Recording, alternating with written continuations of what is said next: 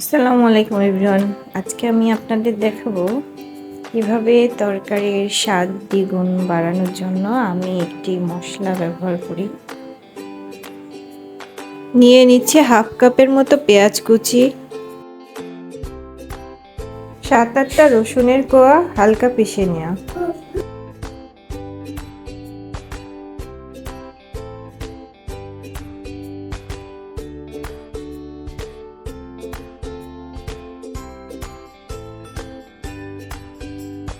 এগুলো মাঝামাঝি ভাজা হয়ে যাওয়ার পর্যায়ে দিয়ে দিচ্ছি 1.5 চা চামচ জিরা।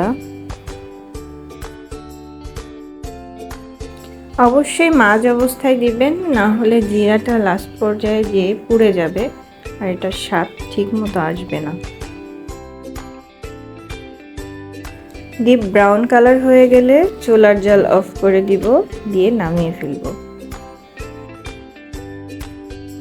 এবার মশলাটাকে আমি হালকা একটু পানি দিয়ে ব্লেন্ড করে নেব।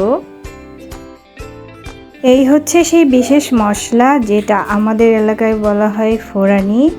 এটা বেশিরভাগ সবজির তরকারি রান্নার ক্ষেত্রে নামানোর একটু আগে অ্যাড করে থাকি।